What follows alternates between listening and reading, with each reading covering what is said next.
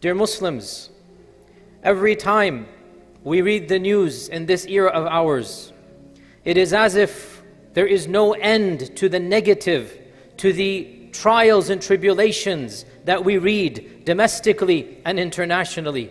People being assassinated, nations being invaded, mobs going the streets, harming Muslims and attacking masjids, even in Western lands. Our own country embroiled in so much internal discord. And one wonders, what is the solution? What should we do? And it is at times like this that one particular hadith comes back to me over and over again. It is a hadith that is relatively long, but it predicts some of what we are seeing here today. And it provides us some solutions, not in the way that perhaps we might be thinking, but solutions that are meant to solve the actual problems. And this hadith is reported in the Sahih of Imam Muslim and in other books. And it also involves an incident in the seerah when Abdullah ibn Amr ibn al-As said that we were returning from an expedition and we had set up our camp. Some of us were building our tents, others were sharpening our arrows, when a crier came out and said, "Everybody stop what you are doing. The Prophet ﷺ wants to talk to you." So we stopped what we were doing and we all gathered. This is not in Medina, this is outside of Medina. It's a very urgent matter. And the Prophet ﷺ gave them a small talk which is recorded in the books of history, the books of hadith. He said, "Know, O people, that every prophet has been sent by Allah to instruct his nation of the good so they should do it, and to warn his nation of evil so that they should avoid it. And this ummah of yours, Allah has made the earlier parts the blessed eras. Allah has made the earlier generations the ones that will face fewer trials and tribulations. And as for the later generations, as for the further generations, they are going to face tragedies and trials that they will reject, they will not be able to bear. And every single time a tragedy comes, a trial comes, the believer will say, this trial will cause my destruction, I won't be able to pass over it. But Allah will lift it up and another will come. And then the believer will say, no, this one is going to be my destruction. Then the Prophet ﷺ said, so whoever wants to meet Allah subhanahu wa ta'ala, having saved himself from Allah's punishment and entering Allah's paradise and Jannah, whoever wants to meet Allah such that they will enter Jannah, then let them worship Allah subhanahu wa ta'ala with their heart, and let them treat the people the way that they themselves would like to be treated. End of hadith. Let me now, in this short khutbah, go over this beautiful, profound hadith and derive from it benefits that are of practical value to inshaAllah ta'ala every single one of us. Our Prophet ﷺ highlighted the purpose of wahi and revelation, the purpose of sending prophets. Why? Prophets have come to teach you what is good and to warn you from what is bad. Religion is here to teach you. Religion is here to give you nobility, a higher purpose. Religion is here for the knowledge of Allah subhanahu wa ta'ala, how to live our lives, how to conduct ourselves. So the purpose of religion will not solve the problems of this dunya automatically. No, religion will not get rid of every single evil. That is an unrealistic goal. This dunya will always have trials and tragedies. Religion is meant to help us navigate the tragedy. Religion is meant to give us the courage, the iman, the sabr, to help us go through these trials. Nobody should think that if I'm a religious person, trial is not going to happen. No, trials will happen. Tragedy will happen. There shall be evil. There shall be pain. There shall be suffering. The purpose of religion to tell you how to live in spite of that pain and suffering, how to contribute regardless of what is happening in the ummah. And then the Prophet ﷺ said, and know that the earlier parts of my ummah shall have less stress than the later parts. Allah Azza wa Jal has made afiyah fi awwaliha. The blessed era will be the earlier eras. And that is so true. When was the Muslim ummah at its pinnacle? When did we have the most righteous leaders? After the death of the Prophet ﷺ, Abu Bakr, Umar, Uthman, Ali radiallahu anhum. When did the ummah reach its economic might, its military might, its political might, its scientific and technological might? All of this took place in the first 300, 400, 500 years, when the ummah ruled the world, when the entire world knew that we were the most powerful nation, we were the most advanced nation, we contributed to all of humanity. But when did that happen? It happened in the first half of our history. Then our Prophet ﷺ said, as for the later half, as for the akhirah, the later half, then فَسَيُصِيبُهَا بَلَاءٌ وَأُمُورٌ وَفِتْنَةٌ تُنْكِرُونَهَا. They're going to have calamities, they're going to have trials, and they're going to have tests that you will find difficult to bear. We no longer have a united global land that is called Darul Islam. We don't have a united leader. We are disunited in over 50 countries. We do not have economic clout as one ummah. Technologically, we are the ones having to come here and study. We are very different than what it used to be. On top of this, we are disparate and separated in the land. Certain parts of our ummah are bleeding almost to death. Multiple areas of the body of the ummah have been facing non-stop attack for 10, 20, 30, 50, 70, 80 years. Exactly as our Prophet ﷺ said, later portions of this ummah are going to be tested with trials and tragedies the earlier was not tested with. And they're going to find it difficult to do so. But realize, this is not necessarily a disadvantage in the sense, what do I mean by this? Allah subhanahu wa ta'ala will bless people contextually. Therefore, to be righteous and pious in the time of Abu Bakr as-Siddiq radiallahu anh, the bar was very high. And to be righteous and pious in our times, the bar has been made low for us. In other words, Allah will test us based upon our context. And in this era and in this climate, if we strive to achieve even a minimal amount of religiosity, it is worth even much more than their religiosity. I'm not saying this. This is what our Prophet ﷺ said. Hadith is in Sahih Muslim. He said, a time will come when the one who is faithful to the religion of Allah, it will be as if he's picked up some burning coal and he's holding it in his hand. It's going to be so difficult. Just to be an average Muslim will be so difficult. And then the Prophet ﷺ said, and one person amongst them who is righteous will get the reward of 50 of you. They said, Ya Rasulullah, 50 of us or 50 of them? He repeated, no, 50 of you. To be righteous when Abu Bakr as-Siddiq is the Khalifa, to be a good Muslim when everybody around you is a good Muslim, well, the bar has been made very easy. Go ahead and do it. But to be able to be a righteous Muslim when nobody around you is a good Muslim, to wake up for Fajr, you're the only person waking up for Fajr, to avoid the major deeds when your friends, your colleagues, your cousins, everybody is immersed in major sin, and for you to not commit a major sin is itself of the greatest forms of jihad. So Allah will test us and bless us based on context. Therefore, do not think that, hey, it's not fair. If we lived in the past, then it would have been different. Because if you had lived in the past, the bar would be much higher and it will be far more difficult. And so Allah tests everybody in different ways. He tested them and He's testing us. And our tests are different. And yes, they might be in some ways more difficult, but in other ways it has been made easy as well. So our Prophet ﷺ said, trials will come one after the other. Why is he telling us this? Why is he telling us this? He's telling us to prepare. You know, like the father tells his son who's going on a very difficult path or journey, son, be careful, the path has these problems in it. The father does so out of love so that the son is prepared. The father does so that the son is mentally, psychologically prepared. So too, the Prophet ﷺ, he is like a spiritual father to us. He's warning us, times are going to get tough. He's warning us, don't let difficult times bog you down. Don't become disheartened. Don't become overcome with grief and tragedy. No, life is going to get tough and Allah Azza wa Jal knows you're trying your best. So He's warning us.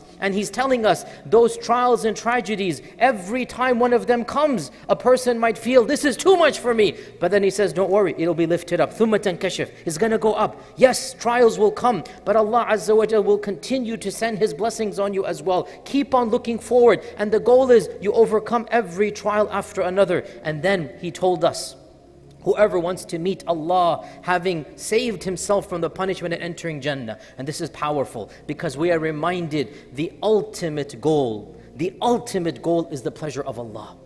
Yes, we would like to have a good dunya as well, no question about that. We would like to have political dominance and peace and security. And if we have it, alhamdulillah. But if we don't, then the ultimate goal is eternal happiness with Allah subhanahu wa ta'ala. And there is no comparison between this dunya and the akhirah. And that goal is always achievable, even if we don't have dominance in this dunya. Even if people die, even if they attack and invade, even if they do whatever they do. If we are on the side of Allah and Allah loves us and we will enter Jannah, that is the ultimate goal. So the Prophet ﷺ said, whoever wants to meet Allah, having saved himself from Jahannam and guaranteed entering Jannah. He's giving us this because no matter how bad the situation is in this dunya, when your heart is attached to the akhirah, when your heart is attached to Allah, it gives you optimism and hope. You see, when you don't believe in God, you don't have religion, when your whole world is this existence, then when you don't have this world, you're in big problem. And it will lead to depression, and it will lead to potential suicide, and it will lead to every type of frustration and exasperation. But when you attach this dunya to the next, and when you realize, okay, I would like this dunya, but in case I don't get it, I always have the akhirah. When you have that mentality, all of a sudden your spirit will soar. All of a sudden you have nobility, you have a higher purpose, you have a goal you can look forward to. I'm going to try to make this dunya good. In case I don't get it, I always have the akhirah, and the more important, which is the pleasure of Allah Jalla Jalaluhu. So the Prophet ﷺ reminded us, whoever wishes to meet Allah on a clean slate, you want to enter Jannah and be safe from Jahannam, he told us two things. Number one, he said, let death come to him while his heart is full of Iman. Let death come to him and his heart is full of Iman. Meaning, do not allow the tragedies, the trials, the fitan of this world, do not allow those trials to affect your faith in Allah subhanahu wa ta'ala. Do not allow the pain, the suffering, the anguish to overcome you internally. Internally, your heart must be attached to Allah. Internally, Iman must always be strong. Let death come to him when his heart is full of Iman with Allah subhanahu wa ta'ala. Meaning, no matter what is happening, you cannot allow your personal relationship with Allah to be affected. And that's why one of the things that is being encouraged here is that during times of difficulty, during times of stress, during times of trial and tribulation, we must increase our worship of Allah. Hadith in Sunan Abi Dawud, our Prophet ﷺ said, whoever worships Allah during a time of unrest, during a time of trial, a public disorder, whoever maintains worship of Allah during times of fitna, it is as if he has done hijrah to Medina with me. It is the same as doing hijrah, as if somebody has left everything and migrated to me. And again, this is a profound hadith. Why?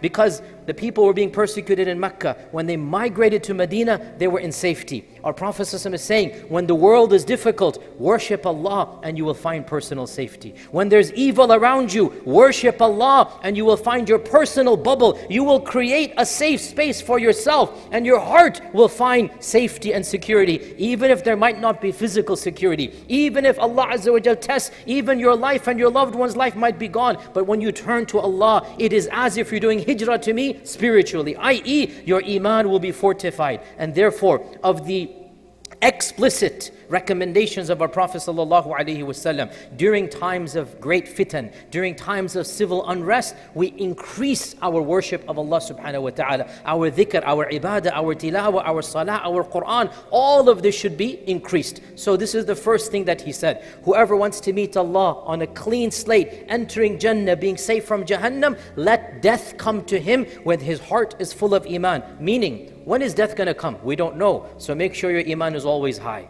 When is death going to come? We don't have the appointment schedule. It's not in our Google calendar, the angel of death coming. Therefore, never let your guard down. Always have your Iman strong in Allah. Always your heart should be full of sabr, tawakkul, yaqeen, ikhlas, rida. Always do dhikr of Allah subhanahu wa ta'ala at all times. And if that is the case, even if you don't get this dunya, you will get the akhirah. And then the second thing that he said, and let him do unto the people. وَلْيَأْتِ إِلَى النَّاسِ. Let him bring to the people, let him interact with the people the way that he himself likes that people interact with him. I.e., do unto others like you would like to be done unto you. This is a simple rule. It's called the golden rule, and every prophet preached it, and every single religion preaches it, because it is divine. It is from Allah subhanahu wa ta'ala. Do unto others what you like to be done unto you. When times get difficult, when there is stress, when there is civil unrest, how would you like to be treated? Make sure you treat the other people that way. Even if they don't treat you that way, you treat them that way. You are the one embodying the prophetic example. Your akhlaq with them has to be exemplary. And notice, and I've said this multiple times from this minbar and throughout my khutbahs and durus, the same principle over and over again. I have said multiple times, the entire religion of Islam is based upon two simple premises. First, worship Allah with all of your heart. And secondly, be as good as you can to mankind. I'm not inventing this up. This hadith once again tells you the exact same 2 points. Notice it. What is the process that I'm saying? Whoever wants to meet Allah on a clean slate, you want to enter Jannah, what did he say? Let death come to you when your heart is full of Iman. And make sure you're treating people the way you want to be treated. The entirety of Islam is these two simple principles. Worship Allah from the depths of your heart. Worship Allah purely and sincerely. Always have a strong relationship with Allah. And then when it comes to mankind, do good unto them. Be a source of khair and happiness. Treat them like you want to be treated. And if you do these two principles, you are the best Muslim. I've said this multiple times. All of Islam is these two principles. The rest is simply a commentary. Everything else is just the footnotes. If you know this simple principle mentioned in this hadith, the Prophet ﷺ is guaranteeing you, you will get into Jannah. Worship Allah purely and do unto mankind as you would like to be done. O Muslims, I wish we could say that the future is going to be brighter, but we don't know that. Sometimes the next year is better than the previous year, and sometimes future years are worse than previous years. Our Prophet ﷺ did say that generally speaking, as a general rule, later generations are going to be tested more and more. However, we learn one thing from this hadith and other ahadith, that these trials are manageable. Allah is not testing us with more than what we can bear. We might think we might be destroyed, but Allah Azza wa Jal will lift up that trial. That doesn't mean another trial will not come, yet another will come, and yet another. And the purpose of these trials, the purpose of these tribulations is to cleanse our heart and to strengthen our Iman and to remind us of why we are here. I have said multiple times before, why are we tested? Why are we tried? Why is life so difficult? Of the greatest wisdoms is that through tests and trials, we establish relationships with Allah. Through tragedy, through grief, we have to fight that back and to create our safe space that brings about a relationship with Allah and positive to mankind. O Muslims, we all have a role to play. And these trials and tragedies, the political, the domestic, the personal, Islamophobia, it might not go away. What is happening in Palestine, we're almost going to meet 1 year to that anniversary of the beginning of this entire escapade. SubhanAllah, there's still no end in sight. It doesn't change the fact that we all have a role to play. It doesn't change the fact that in spite of all of this negativity, we must have a strong relationship with Allah, and we must continue to be role models for mankind. If we do these two simple principles, worship Allah continuously, sincerely, and do good unto people, then regardless of what happens in this dunya, we are guaranteed the blessings of Allah in the akhirah, and that is the ultimate goal. May Allah subhanahu wa ta'ala bless me and you with and through the Quran, and may He make us of those who His verses they understand and applies halal and haram throughout our lifespan. Ask Allah's forgiveness. You as well ask Him for His the Ghafoor and the Rahman.